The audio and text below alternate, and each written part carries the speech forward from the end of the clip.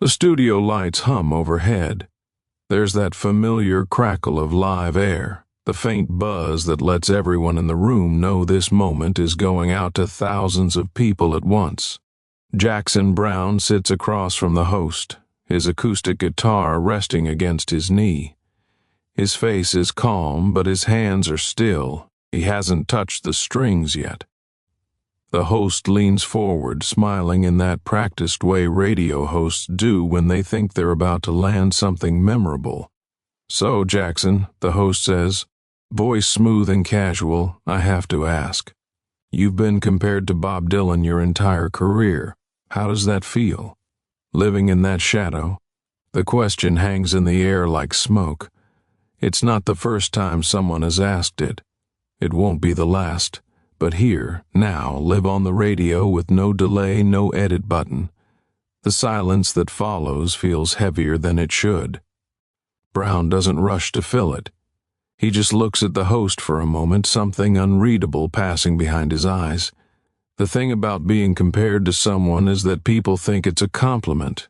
They say it like they're offering you something, but what they're really doing is taking something away. They're saying you sound like someone else. They're saying your voice reminds them of a voice they've already heard. They're saying that when they listen to you, they think of someone who came before. And no matter how great that someone is, no matter how legendary, the comparison becomes a kind of ceiling. You're not yourself anymore. You're a version of someone else, a quieter one, a softer one, the one who came second. Browne knows this. He's known it since the early days, when he was still writing songs in Los Angeles, still finding his voice, still figuring out what it meant to take your own life and turn it into something people could listen to.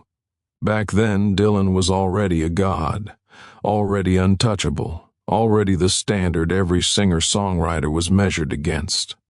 And when people heard Browne, his introspective lyrics, his poetic turns of phrase, his way of turning personal pain into something universal, they reached for the easiest comparison. They said he was like Dylan. They meant it as praise. But it also meant they weren't hearing him. They were hearing an echo. The host is still smiling, waiting. There's a producer behind the glass, arms crossed, watching. The red light on the microphone is steady. The moment is live. Whatever Browne says next will be heard immediately. No chance to take it back, no room to soften it later. "How does it feel?" the host repeats, leaning in a little more, as if the question wasn't clear the first time. Browne shifts in his chair. He doesn't look upset. He doesn't look flattered either. He looks like someone who has carried this question for so long that it no longer cuts the way it used to. But that doesn't mean it doesn't weigh on him. That doesn't mean it hasn't shaped the way he sees his own work, his own worth. He takes a breath. Then he speaks. "Bob Dylan," he says slowly, "is one of the greatest artists of all time. There's no question about that. But I'm not Bob Dylan." The host nods, still smiling, as if this is going exactly where he thought it would. But Browne isn't finished. "I never tried to be," he continues, his voice steady, calm. "I never wanted to be.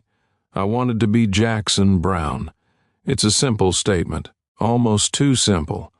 But the way he says it, without bitterness, without defensiveness, without the need to prove anything, makes it land differently than the host expected. The smile on the host's face falters for just a second. He adjusts his posture as if realizing he's no longer steering the conversation the way he thought he was. Browne looks down at his guitar. His fingers move to the neck, resting there lightly, not playing yet, just feeling the wood, the strings, the weight of the instrument in his hands. "When I started writing songs," he says, "I wasn't thinking about comparisons. I was thinking about my life, about what I was feeling, about what I was trying to understand. That's all any of us can do, really. You write from where you are. You write from what you know. And if it sounds like someone else, that's because we're all pulling from the same well. We're all trying to make sense of the same human things: love, loss, time, the things we hold on to, the things we let go. The host shifts in his seat. He's not smiling anymore. He's listening now, really listening, in a way he wasn't before. Because this isn't the defensive response he was expecting. This isn't the humble deflection or the grateful acknowledgement. This is something else. This is someone who has spent years thinking about this question, not because he wanted to, but because he had to. Because it was asked of him over and over, in interviews and reviews, in conversations with friends and strangers, until it became part of the story people told about him. And now, here, live on the radio, he's choosing to answer it not with resentment, but with clarity. I respect Bob, Browne continues, his voice still calm, still measured. I respect what he did, what he's still doing, but I'm not competing with him. I'm not trying to be him. I'm just trying to be honest. That's all I've ever tried to do. Be honest about what I see, what I feel, what I don't understand. And if that makes people think of Dylan, fine. But that's not who I'm writing for. I'm writing for myself, and for anyone who hears it and feels something real. There's a pause, the kind of pause that doesn't feel empty. It feels full, like the air itself has thickened with something unspoken. The host looks down at his notes, as if trying to find the next question, but nothing seems to fit anymore.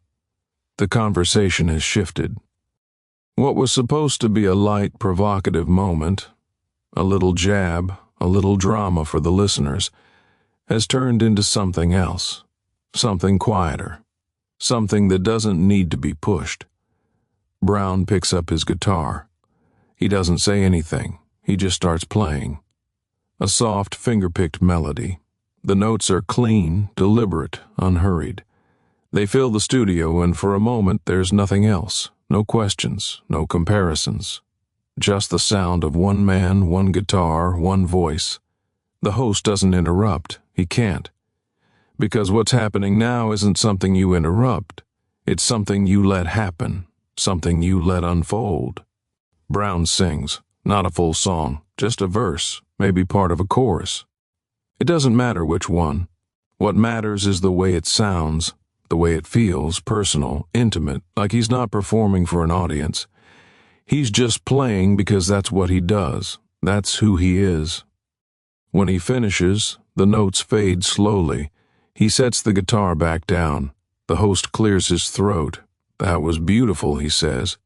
And this time, there's no smile, just honesty. Browne nods, not proud, not humble, just present. Thank you, he says. The conversation moves on.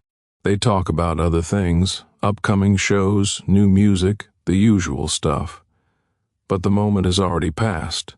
The thing that was supposed to happen, the playful comparison, the easy setup, didn't go the way it was supposed to. Instead, something real happened, something the host didn't plan for, and the listeners on the other end, driving in their cars or sitting in their kitchens, heard it. They felt it, that shift, that quiet refusal to play the game, because that's what Browne did. He didn't get angry. He didn't defend himself. He didn't try to tear Dylan down or build himself up. He just said the truth, a simple, quiet truth that didn't need to be loud to be powerful. I'm not Bob Dylan. I never tried to be. I wanted to be Jackson Browne. It's easy to miss how hard that is, to say that, to believe it, to live it. Because the world doesn't make it easy. The world is full of comparisons, full of rankings, full of people who want to put you in a box so they can understand you faster, so they can file you away under a label that makes sense to them. And when you're an artist, when your work is personal, when it comes from the deepest parts of you, those comparisons don't just sting. They erase you. They replace your voice with someone else's. They make you a footnote in someone else's story. Browne could have spent his whole career fighting that. He could have tried to be louder, more political, more provocative. He could have chased Dylan's shadow, trying to prove he was just as good, just as important. But he didn't. He did the opposite. He stayed himself. He wrote the songs he needed to write. He sang about the things that mattered to him, and slowly, over time, People stopped comparing him, or at least the comparison stopped mattering as much, because his work spoke for itself, because his honesty was louder than any comparison. Outside the studio window, the city moves in its usual rhythm. Cars pass, people walk. Life continues in its ordinary way, unaware that something small but significant is happening inside this room. The producer behind the glass has stopped checking his watch. He's leaning forward now, arms uncrossed, listening, because even he can feel it.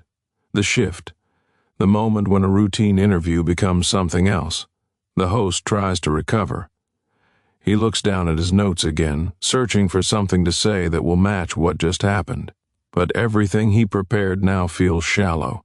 The questions he wrote down this morning, about album sales, about touring schedules, about favorite guitar brands, all of it seems irrelevant now, because Browne just exposed something real, something vulnerable.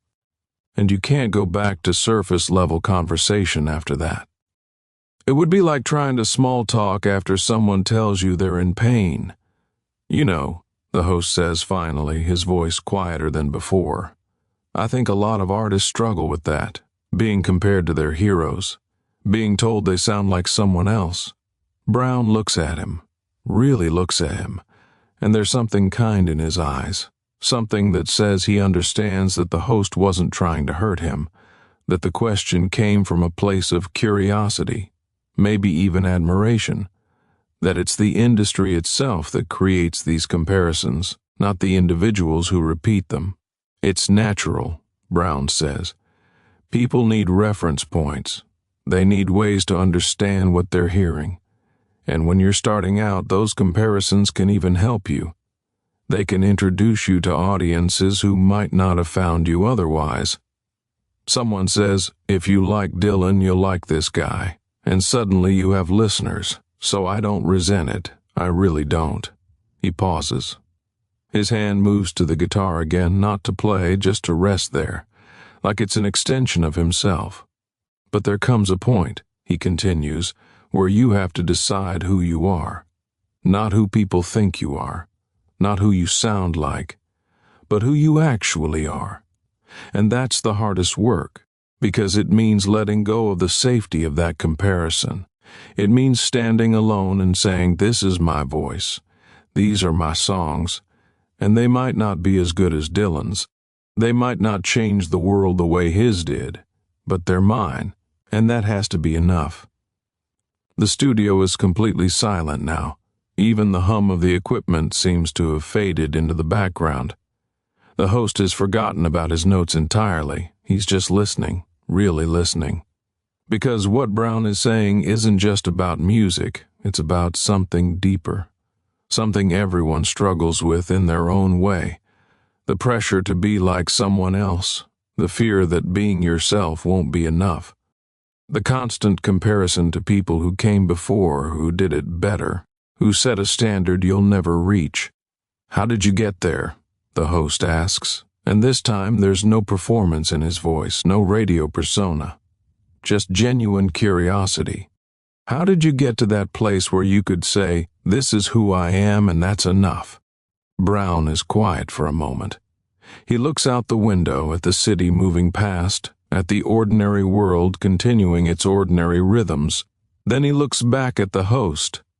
I don't know if I'm completely there yet, he says. I don't know if anyone ever is, but I think it started when I stopped trying to write like anyone else. When I stopped asking myself, what would Dylan do? Or, how would this sound if someone else wrote it? And started asking, what do I actually want to say? What's the truth of my experience?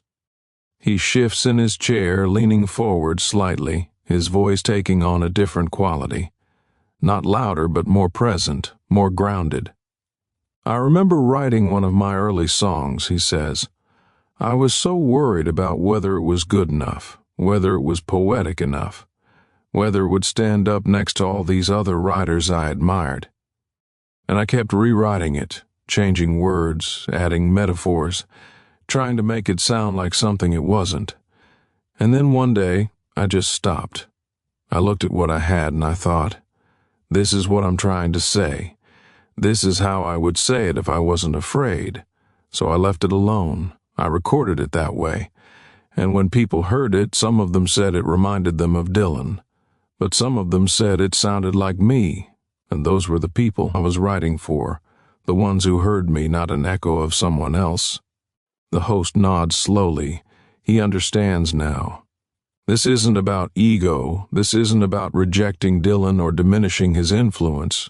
It's about the quiet, difficult work of becoming yourself. Of finding your own voice in a world that wants to categorize you, label you, compare you to something familiar. That's brave, the host says. Browne smiles. Just a little.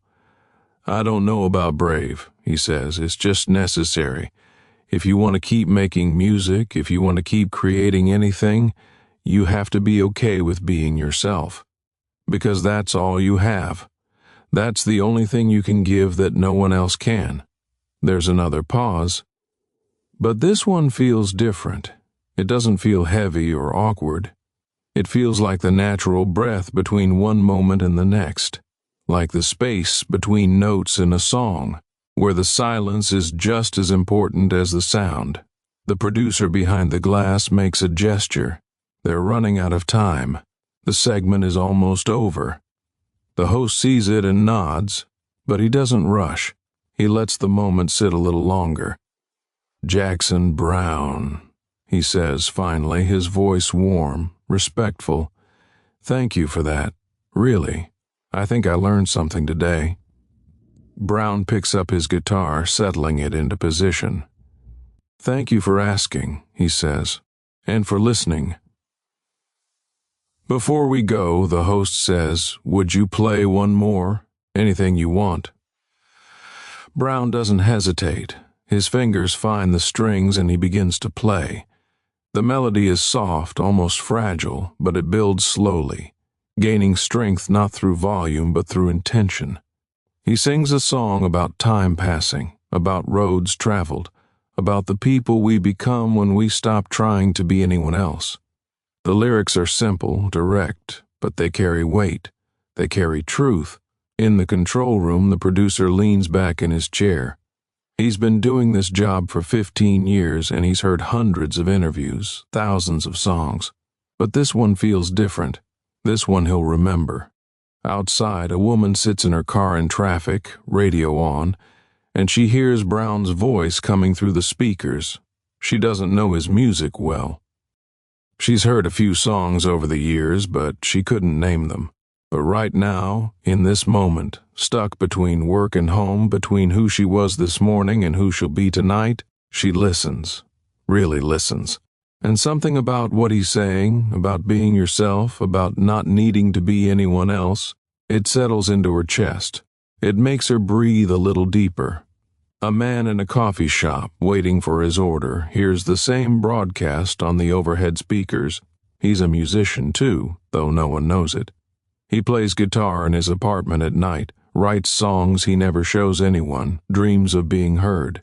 And for years he's been stuck comparing himself to everyone else, stuck thinking his songs aren't good enough because they don't sound like the artists he loves.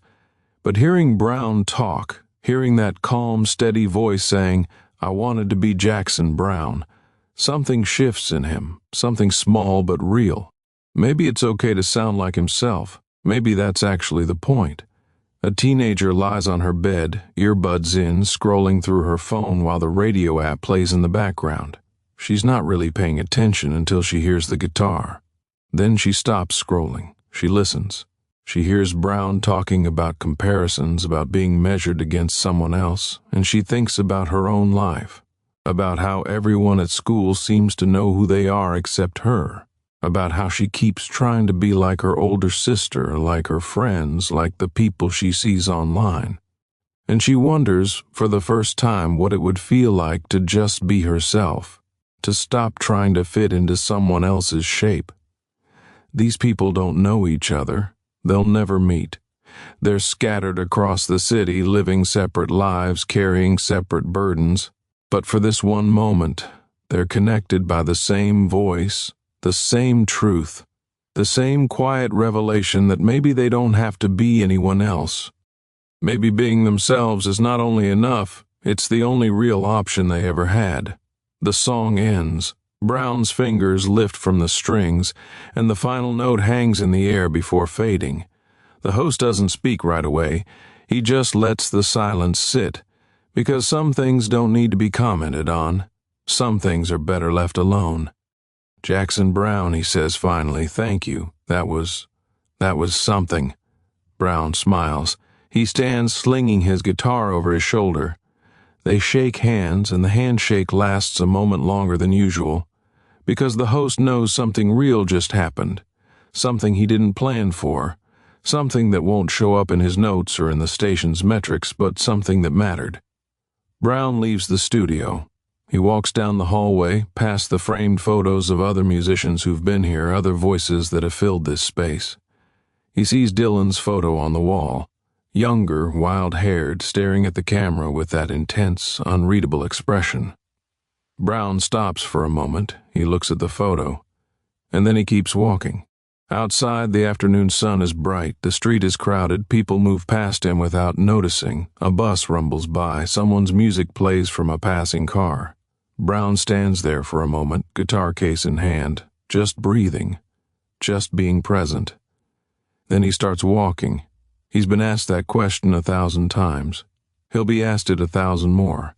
And every time, he'll give some version of the same answer, because the answer doesn't change. The truth stays the truth. Bob Dylan is one of the greatest artists of all time. But Jackson Browne was never trying to be Bob Dylan. He was trying to be Jackson Browne. And that work, the quiet, difficult, lifelong work of being yourself, is the only work that matters. Years from now, people will still compare him to Dylan.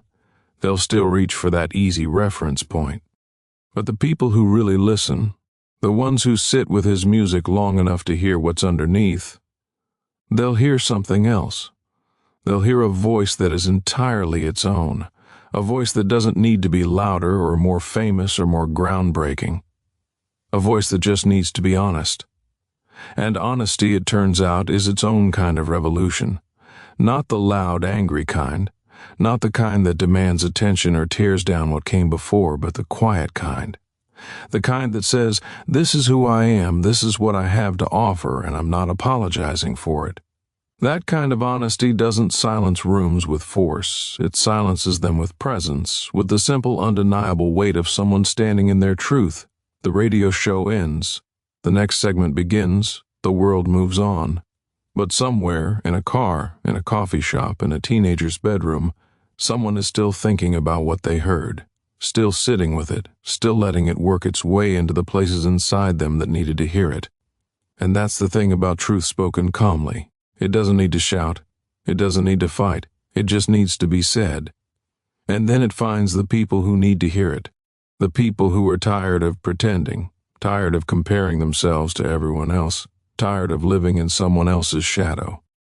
Browne walks down the street, and the city swallows him whole. He becomes just another person in the crowd, just another face among thousands. And that's okay. Because he's not trying to stand out, he's not trying to be a legend, he's just trying to do the work, to write the songs, to be honest about what he sees and what he feels. The red light went off, the microphones went silent, but the words remain, floating out there in the world, finding their way to the people who need them. And that's enough. More than enough. It's everything. Because in the end, the real courage isn't in being compared to greatness. It's in being yourself anyway. In refusing to compete with a legend, and choosing instead to be honest. In standing in your own light, even when the world keeps pointing to someone else's. That's the kind of strength that doesn't make noise. But it echoes, long after the interview is over, long after the microphones are turned off, long after the questions stop coming. It echoes in every song, every note, every quiet moment when someone listens and hears not an imitation, not a shadow, but a voice that is entirely its own, a voice that belongs to Jackson Browne, that has always belonged to him. And no comparison, no matter how well-meaning, can take that away.